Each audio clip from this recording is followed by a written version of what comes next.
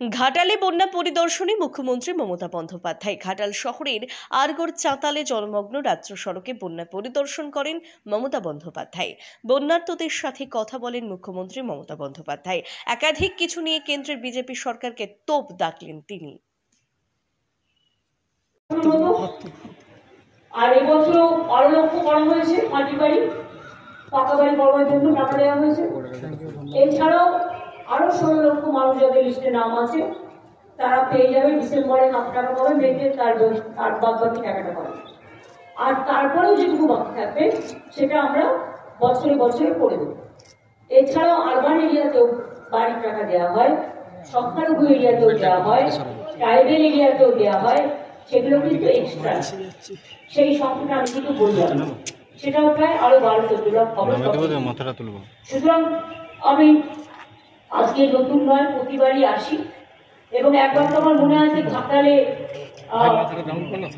3 তলা বাড়ি থেকে হেলিকপ্টারে করে মানুষকে নামানো হয়েছিল, সেটাও আমার মনে আছে। কাজে এই জায়গাটা পুরো একদম ডোবার মতো। আর বাংলাটার প্রবলেম হচ্ছে নদী মাটি, আর পশ্চিমবাংলাটা ডোবার মতো। নেপালে বৃষ্টি হলে বাংলায় জল চলে যায়, ভুটানে বৃষ্টি হলে উত্তরবঙ্গ ডুবে যায়, নেপালে বৃষ্টি হলে উত্তরবঙ্গ ডুবে যায়। ডিবিসি জল ছেড়ে দিলে, মাইথন জল ছেড়ে দিলে, পাঞ্চের জল ছেড়ে দিলে অন্যান্য নদী হয়ে সেই জলগুলোতে দক্ষিণবঙ্গ ডুবে যায়। এতে মানুষের যেমন ক্ষতি হয়, আমাদেরও রাজস্ব থেকে প্রচুর পরিমাণ টাকা খরচ হয় এর জন্য।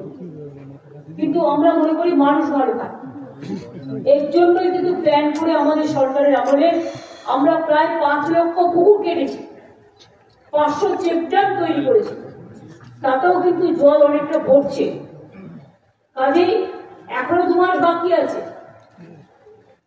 আর এবারে ডিবিসিতে জল ছেড়েছে, এটা সব রেকর্ড ছাপিয়ে গেছে। টোটালটা কত যেন বলো,